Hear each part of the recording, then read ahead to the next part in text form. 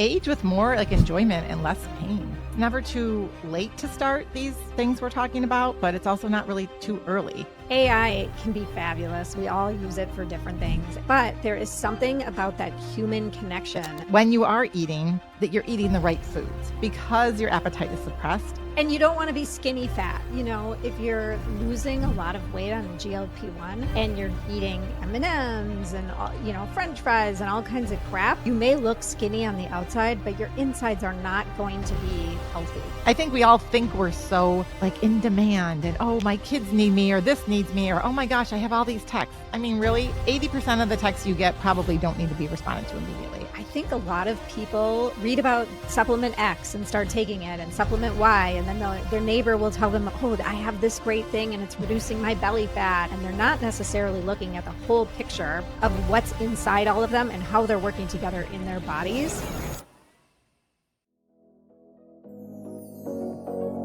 Welcome to the Art of Living Well podcast, where we empower you to take charge of your health and happiness. We're Marnie and Stephanie, board-certified integrative health practitioners, holistic wellness coaches, and passionate explorers of all things mind, body, and soul. Each week, we bring you expert insights, real-life stories, and practical tools to help you bridge the gap between where you are now and where you truly want to be. From longevity and nutrition to mindset, movement, and healing, we dive deep to uncover the root causes of wellness and vitality. Join us and our growing community as we explore what it really means to create your art of living well in a way that's authentic, sustainable, and uniquely yours.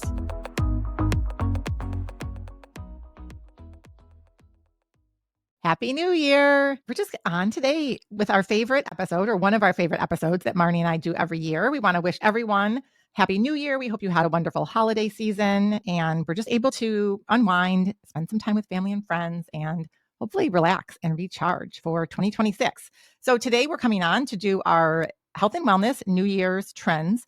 We've been doing this ever since we started the podcast. So this must be, I guess, year 6 that we've done this episode. And it's fun. Marnie and I really both enjoy doing some research and seeing the trends that are coming in and what happened last year and kind of thinking about just the trends from the last few years in this space and how things have continued to evolve and morph. And we're excited to dive in today and share those with you. And just excited that it's 2026. And I feel like this year, 26, is the year of personalization. Everything is just getting every year more and more tailored to the individual, which I love because Stephanie and I talk about bio-individuality all the time. And the fact that the trends are trending that way, I think is great because there isn't a quick fix or one fix for every one person. So I love that things are just getting more and more personalized and really more focused on living long-term in a healthy way where we can be healthy in our mind and our body and our spirit. And we're getting on the floor and playing with our grandchildren and hiking the mountains and doing all the things that we love to do. And I think it's becoming more accessible to people, which is what I really like. Because a number of years ago, it was a lot harder to get certain testing done. And through some of the things we're going to talk about and share, you can get a lot of these, Marnie and I do at-home functional medicine lab tests. And now there's even more available through your devices that you already have. And so the accessibility is such a big piece. And then obviously the importance when you get that data is having a guided practitioner to help really walk you through the results and how you can start to weave some lifestyle changes into your day-to-day. Stephanie and I were talking about AI specifically right before we started recording this episode. And we were saying how AI can be fabulous. We all use it for different things and it can be great in your health and wellness journey. But there is something about that human connection that I think we all need. And you can ask AI whatever on the computer, but it's not the same as Stephanie was talking about, like a person needing to feel seen and feel heard and just describe what's going on in their lives. Your computer is not going to be able to give you that empathy, that ear, that lived experience in the same way as a coach or a friend or a neighbor can do for you. Absolutely. If you're trying to figure out what to make for dinner and you only have 20 minutes and you have 3 ingredients in your fridge, use ChatGPT for that. And you'll get a great recipe that you can make and you can say it's family friendly and what allergies you have, bam. But when you're feeling a lot of stress and anxiety and you're trying to get through your day to day and you're a busy, whether you're a parent or a caretaker, and you've got lots of balls in the air that you're juggling, and you need to vet it all out and have someone walk you through and help you just prioritize the 24 hours you have in a day and work in some new habits that help you feel alive and really rejuvenate, that's where you need a person to talk to. And come on our show, because we'll have you on, and reach out to Marnie and I. We're both integrative health practitioners and health coaches, and we would love to listen and help you peel back some of those layers and see what's holding you back from taking that next step, whatever it is for you. So let's dive into Yes. some of these fun health trends. So we have talked about hyper-personalized, data-driven wellness for a long time now. You know, I have my Oura ring on. I bet Stephanie has her Oura ring on. I'm number 2. I just got my husband a Whoop, and I really wanted to be able to compare Oura and Whoop and see like the interfaces and how the data comes in and what's different about it. So I'm really excited to see his data. But I think these devices give us so much information. I have my Apple Watch on too. And I just think getting that tailored recommendation on your sleep or on your HRV, heart rate variability, or how much stress you're feeling, or if your body's feeling under the weather or recovery or whatever it is, I notice in myself that when I see that data, I try and make changes. And I think it does take a certain type of person that's going to respond to data and want to make changes. I recognize that not everybody's like that, but we're just going to see these trends more and more, these wearables coming on the market. And like Stephanie said, they're becoming more and more accessible to everybody. And I think the more people are talking about it, then everyone's sort of making changes, like within, like, think about your community, or like the people that impact you the most. So people in your house or your friends, as far as like, you know what, I need to go to bed. And I know that when I wake up in the morning and I don't get enough sleep, or if I drink or eat too late, then my device is going to tell me that, but I'm also going to feel it. So it's validating what you already feel, and then helping you dissect and peel back exactly why you're feeling this way. And then it's the hard part, is making the changes. But the more and more people that are talking about it and making those shifts, it's just easier, right? If everyone's doing it versus if you're feeling like you're the outlier. Absolutely. And I do think I have mixed feelings about all these devices, because I don't like being attached to electronics and Wi-Fi and data. And with the Oura, you can turn off the Wi-Fi. I don't know about the Whoop yet. Do you know, Stephanie, if you Don't can know. do that? I should. Yeah. But I'll have to look into that. But we've talked about digital detoxes, right? Like, we need guidelines around our lives because they've become so complicated. And I think the other thing about some of these devices is it's catching on a little earlier. So both of my boys, one's in college, and then the younger one, who's just a freshman in high school, became really into the Whoop. So I need to pull my younger sons to kind of check it out a bit and compare it to the Oura. I haven't done that yet. But just the fact that they are dialed into their sleep and their recovery at a young age, whether they're making a lot of, different choices because of it or not, I don't know.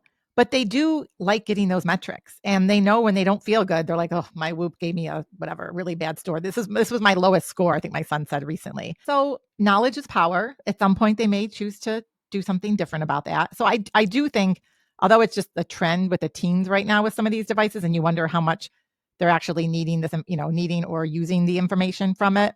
It's awareness. It's better that they're, I think, doing this than multitude of other things they could be obsessed with. Well, the question is, do you see your son making changes based on the data he's... Well, so my older son, who's had it the longest, he's in college, and he got it in college. And so, but he does, he actually will go to bed. He's like, "No, I need to wake up early to work," like the days that he has to work, and he will go in his room early and go to bed. So he is more dialed into his sleep. That's for a great. 20-year-old. And my youngest sleep is pretty good. I mean, he's like out cold at night. I mean, and he sleeps in, kind of recovers a little bit on the weekends. So I think so, as much as you would expect at this age anyway. I mean, like you said, the awareness is huge. I think the other thing about the personalized wellness is just getting other data in your body. So not just like the Oura Ring and the Whoop from a sleep or movement standpoint, because I think those types of devices have been around now for a little while, but some of the at-home lab testing. And one thing I want to mention is we recently dropped an episode about cortisol and an at-home cortisol test with the founder or co-founder, Marina, of Eli Health. And so it's a very simple saliva-based test where you can test your cortisol multiple times a day, very inexpensive. And within, 25 minutes start to finish, you're done. And you know what your range, like where you are, and if it's outside of the sort of recommended range for cortisol. So I highly recommend going back and checking out that episode. I think it may be like $297, because that just gets to, again, this personalized data, personalized health from like a longevity standpoint. I mean, from lots of different and lots of different avenues. And I think that's just really important to know, oh, my cortisol is high. So once you know that, maybe you talk to your family and are like, you know what? I need to go to bed. I need to have calming activities in the evening. I can't get myself all worked up and everyone's asking me questions and whatever. Like, then that's like, you have that information. Now, what are you going to do with it? And that's the harder part. But I do think empowering people with what's going on in their body is so important. And then being able to talk to healthcare providers, whether it's coaches or doctors or whoever, and try to figure out what's going on and how you can make those shifts. Because at some point, people just start to, like, from a cortisol standpoint, they burn out, and no one wants to reach that point, right?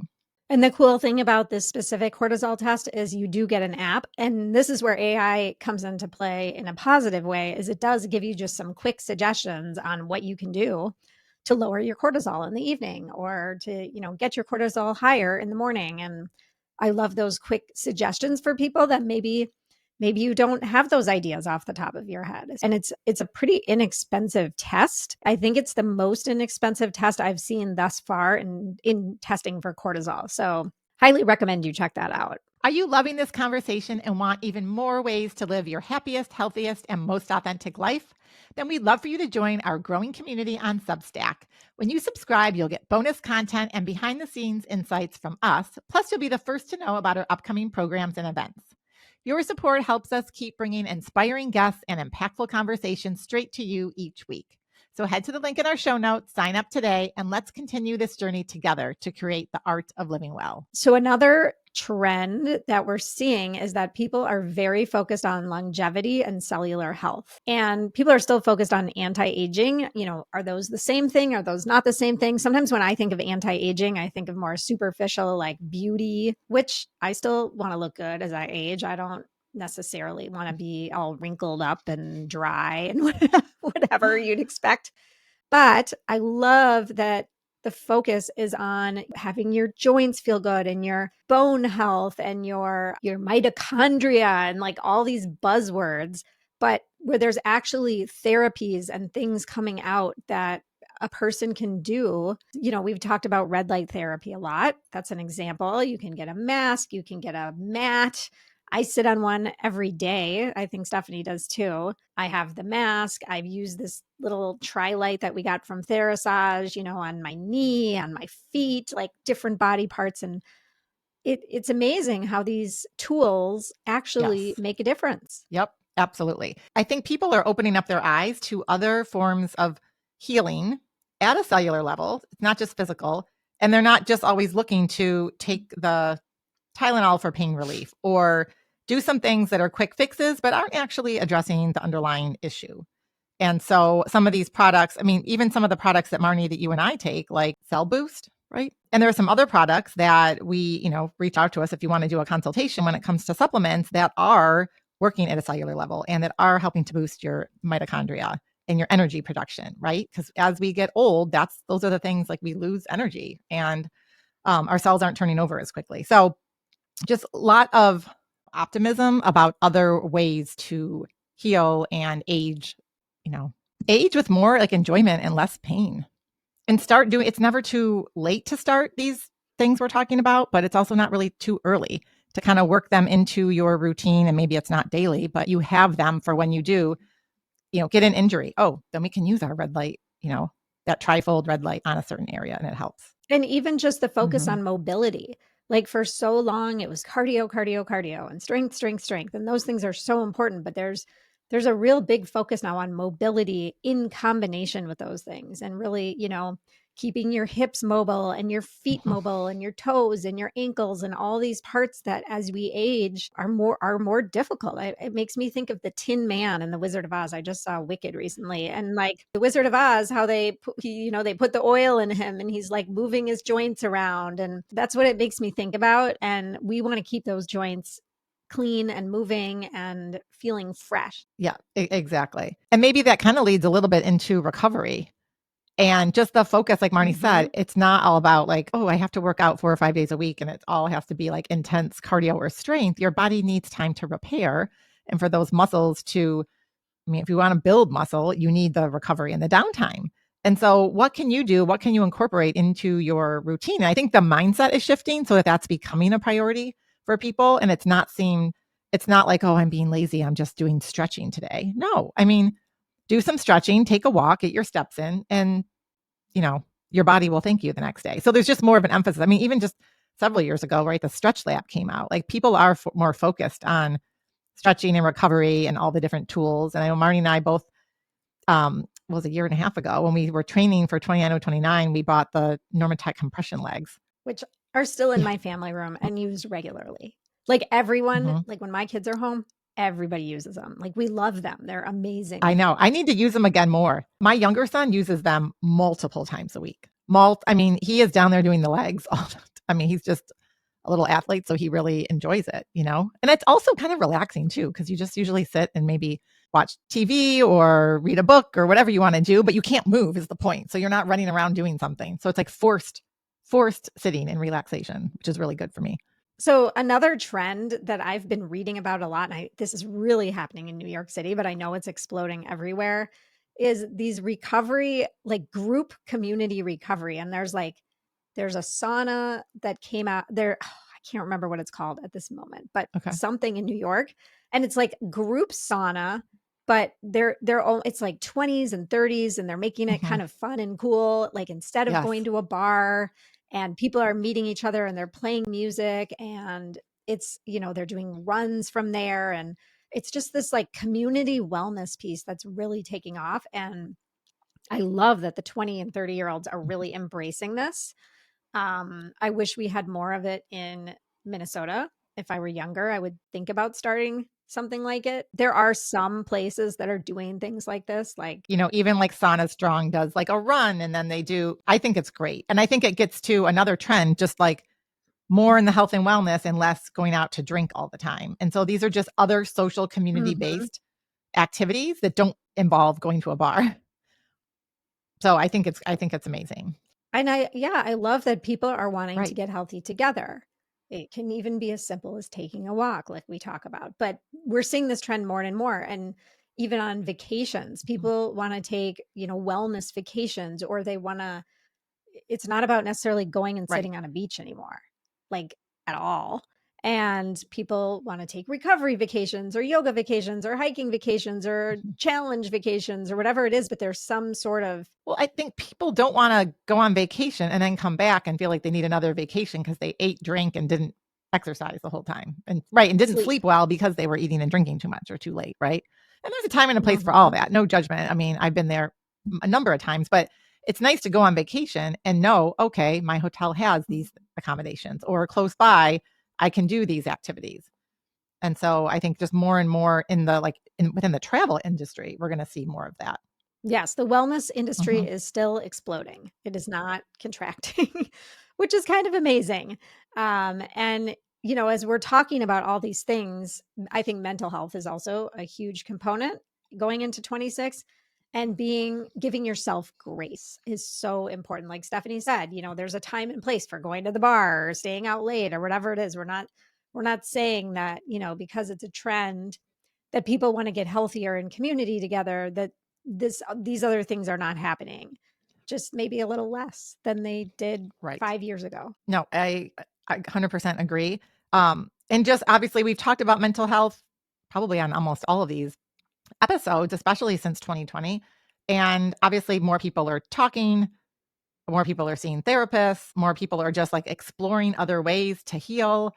And I think really talking and having someone that can listen to you is what's really important. And then there's all sorts of like other ways to heal, like the somatic healing, which involves like some sort of a touch, right? There's lots of different practices that are really showing reduction for people in their perceived stress and just better emotional regulation. And nervous system recalibration, which I know I need work on still. Like going into 26 and I still don't have my HRV where I want it. And I still, I sometimes have high cortisol in the evening. And so there are things that, the breath work and the somatic therapy. And I think the somatic therapy has like a movement component to it as well.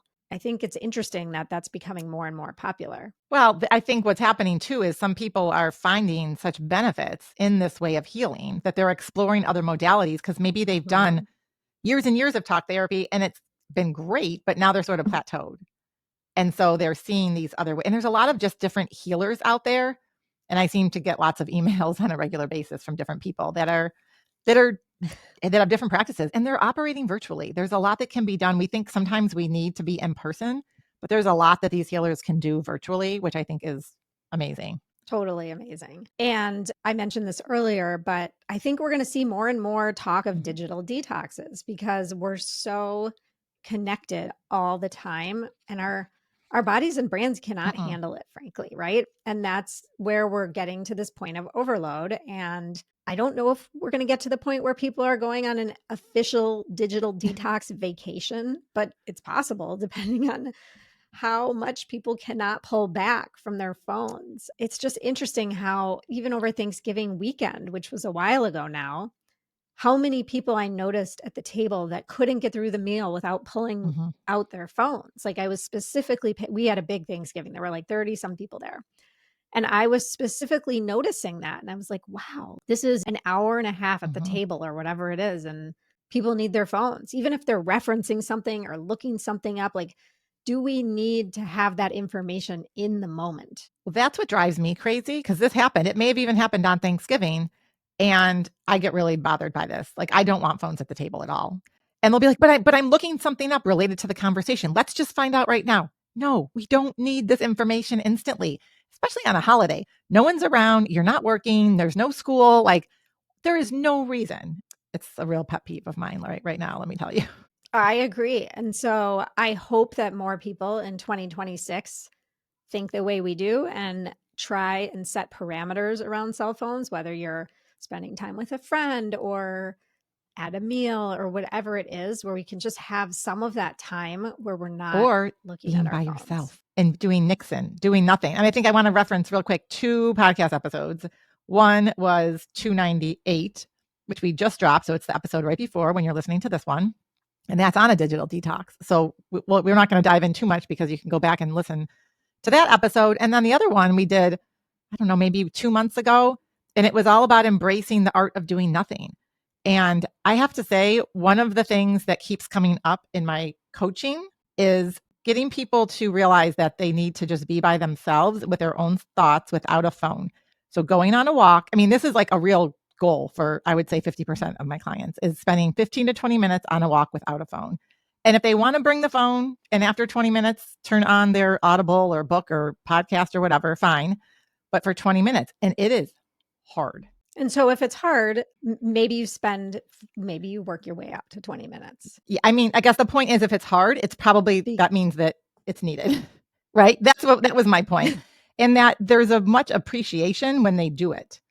And I think it allows them to tap into what they really want, even if it's just like thinking through their day and their mood and maybe having a gratitude practice when they're walking outside and paying attention to the sights and sounds around them. I mean, talk about like an energy booster and a de-stressor, like go outside and walk without your phone. Well, and for me, I just literally will leave my phone at home because if it's with me, I'm often tempted. I mean, it's like a drug, right? Like we get instant feedback. You can instantly get music, a book, a podcast, a phone call, seeing what other people are doing. Like there's instant information. And so I literally make myself leave my phone at home if I'm not using my phone on a walk. So I think more to come on that. We definitely encourage people to have some tech-free time. And we would love to hear your thoughts on it. Like, how hard is this for you? What do you notice? What comes up? What are the benefits? Because I do think it could be really profound for a lot of people. I mean, including myself, because I do this also, and it's very tempting when the phone is with you to not go on it. Although the benefit of the cold weather in Minnesota is that when you're wearing all your gloves and gear, it's not worth it to take them off for me to even touch my phone To because my answer the hands phone. freeze. So Totally. Although I just had an idea when we were just talking yeah. about leaving our phones at home. Like, I wonder what it would be like to go on an afternoon of errands without your phone. Doesn't that sound funny? Like, Yeah. we did this how many years ago all the time? We never had phones. And it makes me nervous not to have my phone in the car now because I'm worried, like, what if I break down? But like, what if you maybe have to rely on a stranger? Well, it's interesting because it was just right. It was like 2 days before Thanksgiving, and I went to my son's hockey game, and I realized that I left my phone in the car. And the game is a solid hour and a half. And I was like, oh, I guess I could get it later. Maybe at whatever, in between periods, I'll go out and get it. And I was talking to this other mom. I was like, this is free. And I thought, like, my mother-in-law was landing from the airport. Like, there were reasons why, I may need it. My son was picking her up and everything. And I didn't have it for a solid hour and a half, hour and 45 minutes. And normally at a hockey game, like when there's a downtime, people are on their phones a little bit. It was so liberating. I was like, this is great. I should just leave it in the car all the time now. And then you probably came back to your phone and had 1,000 texts and phone calls. Where are you? Where are you? No, it wasn't that bad. Everyone was fine. Okay, well, that's great. No one needed me. It wasn't that important. I think we all think we're so like in demand and, oh, my kids need me or this needs me or, oh my gosh, I have all these texts. I mean, really, 80% of the texts you get probably don't need to be responded to immediately. I would even argue it higher than that. But we're so like, everyone's phone is blowing up. So mine, must be really important too. Like, it's almost like get over yourself. Like, we're not all that important, to be honest. People can live without us for like an hour, right? Yeah. Will you tell my mom that? I'm just kidding.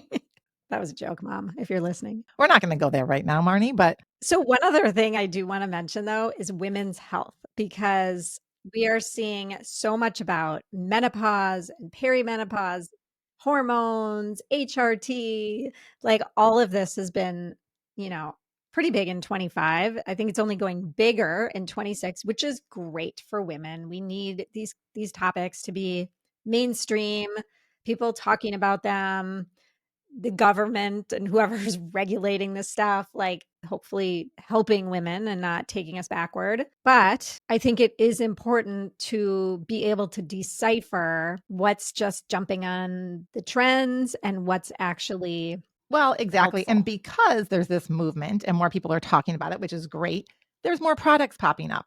And how do you sift through all the products? Like, do you need all these things? Which ones are actually effective? Which ones have there been some decent clinical studies on? And so that's where it's like, that's where you need to talk to a professional who knows and can kind of weed through some of this. And I think too, getting back to the personalization with the hormones and women's health, it's getting tested and making sure you're getting all your hormones tested, which a lot of doctors just won't do on a regular basis. So you may need to go to one of these at-home lab testing, like the ones that Marnie and I offer, because you need to get your own personal data and then decide what product you may need or what supplement you may need, right? I was just going to say, like, we did have a guest, her episode hasn't aired yet. And she said, you're having hot flashes and mood swings and some of these things. You are in perimenopause. Right. You just are. You don't Like, need a test. You don't need a test to tell you you're in perimenopause. But to know your hormone levels, that's what's because there are younger people that aren't in perimenopause but have unwanted symptoms, and they may just be like, using Dr. Google to figure out what's going on with them. And there may be some very simple shifts that you can make to help balance the hormones. So, yeah. And I think there's just been funny, like some memes out there and people that you follow on Instagram that are making some jokes of menopause, right? But at least people are talking about it, which is good. And they're doing more studies on women specifically with respect to hormones versus men. And a lot of the studies in the past have been done with men whose cycle is very different, 24 hours versus ours is, 28 to 30 days. Are you tired of bland meals and feeling drained? Well, it's time to shake things up with Redmond salt. From their pure, unrefined real salt to their bold seasoned salts, Redmond brings out the best in every bite. And when it comes to hydration, Relight electrolytes deliver the clean, science-backed replenishment your body craves, without the junk found in other sports drinks. I've been drinking their delicious electrolytes daily for over 3 years and really notice a difference when I don't have them. They have packets that are easy for travel and on the go. I also absolutely love their seasoned salts, and my favorites right now are the lemon pepper, taco seasoning, and chili lime, the perfect complement for Taco Tuesday. Why do we love Redmond so much? Their products don't contain any fillers or additives, just the good stuff your body needs to thrive. So whether you're fueling a tough workout, upgrading your favorite recipe, or just staying hydrated, Redmond has your back. Try Redmond Real Salt and Relight electrolytes today, because what you put in your body matters. Go over to redmond.life wearableshealth.com and use the code LivingWell15 for 15% off your first order. Taste and feel the difference. And I have a couple of new clients that I've been working with, and I noticed a trend in both of them that they were both over supplementing. And I think that, Stephanie and I are not MDs, we are not medical doctors, but we do have education around supplements. And it's something that we can help you with, because I think a lot of people will, read about supplement X and start taking it, and supplement Y. And then their neighbor will tell them, oh, I have this great thing and it's reducing my belly fat. And then their mom will tell them about this. And they start taking all of these supplements, and they're not necessarily looking at the whole picture of what's inside all of them and how they're working together in their bodies. And this one client in particular, was having some gut issues. And I said, I think you're over supplementing. Like, let's pull back some of this stuff and see what happens. And 2 weeks later, and the client was already starting to feel better, because I knew right away that they were taking too many things. And I think this is common. Especially because there's so many products out there, all promising to do something magical, right? Yes. Be dialed in on women's health, but just know if you are experiencing unwanted symptoms, that a lot of them are not normal. They may be common, they're not normal. They shouldn't be perceived as normal. And we're here to help unwind and unpack that. And it could be something as simple as stopping your supplements and making sure you're eating more fiber. Right? It doesn't need to be complicated at all. Yep. I think simplicity is key. And yes, most people need some supplements, but we don't need 20 supplements every day. Like, we just don't. So keep that in mind. Well, you mentioned, Marnie, something about like belly fat, which kind of leading me to just address the GLP-1, which we probably talked about that last year, maybe. But now, we're seeing more and more people going on it, lots of different forms, even things that are going to come into 26. So that's not going away. And we've talked about this on several podcast episodes. We did a whole series, like a 3-part series. And I think what we just want to share is that while these drugs can definitely help a lot of people that have significant chronic conditions, that are obese, and give them a jump start, it's so, so important that you are working with a trained healthcare provider, and that you're taking on those necessary steps from a lifestyle standpoint, so that hopefully one day you don't need to be on them. And maybe some people do need to be on them indefinitely, but that you're getting enough protein, that you're strength training, that you're not going to lose all the muscle that, ultimately you do lose some muscle because you're losing weight, and that you're eating, when you are eating, that you're eating the right foods, because your appetite is suppressed. I've seen many clients that are just not hungry. And then they're like, all of a sudden they're really hungry, and then they're just grabbing anything. They don't plan accordingly, and they're not eating enough of the right foods. But there are so many different GLP-1s. And like Stephanie mentioned, there's more coming out in 26, and people are taking them in very different ways, right? Like, some people are taking these super high doses, and I think they are making a person not hungry, and they're losing a large percentage of muscle. And we don't want to lose all our muscle, right? We want to maintain muscle as we age. And then there's people that are microdosing. And I think, I've talked to a lot of people in that camp as well, where they are working with a doctor or someone in nutrition, and they're doing their strength training, and they're doing all of the things. I think there is a place for these drugs in our society, and I think they are helping a lot of people, but there are also a lot of people abusing them. So it's like, it's the wild, wild west, right? When it comes to GLP-1s and peptides in general. Like, we're going to have an expert in 26 come on and talk about peptides, because there are a lot of different peptides out there. I'm super interested in learning more about them. Some of them sound really cool to me, but it's all very new. And so just, make sure you're doing your research, make sure you're talking with the right people, and that you're listening to your body. And, one of the people we had on talk about GLP-1s was someone who was on it, and she did listen to her body, and ultimately it wasn't a good fit for her, right? And there's no quick fix. I know that's what people want, but you have to also do some hard work. You have to do the work. And you don't want to be skinny fat. Like, if you're losing a lot of weight on a GLP-1, and you're eating M&Ms and French fries and all kinds of crap, you may look skinny on the outside, but your insides are not going to be healthy. We want you to be healthy from the inside out. And live a long, active, healthy life, and have a really great, health span. Anyway, we wish you an amazing 2026, happy, healthy, strong Yes. 2026.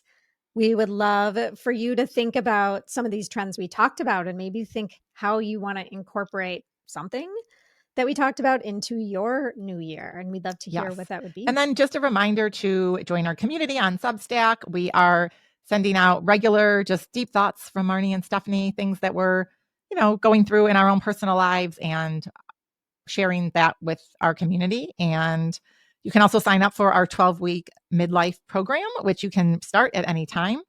And we did a whole episode on that. Maybe it was episode 296, if I'm remembering right around then, if you want to learn more about it.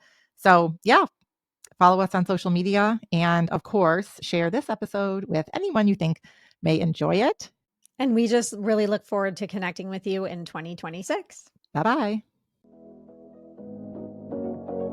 Thank you for tuning in to the Art of Living Well podcast. If today's episode inspired you, please subscribe, share, and leave us a review. It helps more people discover our show. And if you're ready to take your health and happiness to the next level, we would love to support you. Whether it's through our transformative group programs, personalized coaching, or functional medicine lab testing, we help uncover the root causes of your health challenges and unlock your vitality. Visit www.theartoflivingwell.us to learn more and book a free discovery call. Until next time, keep creating your art of living well.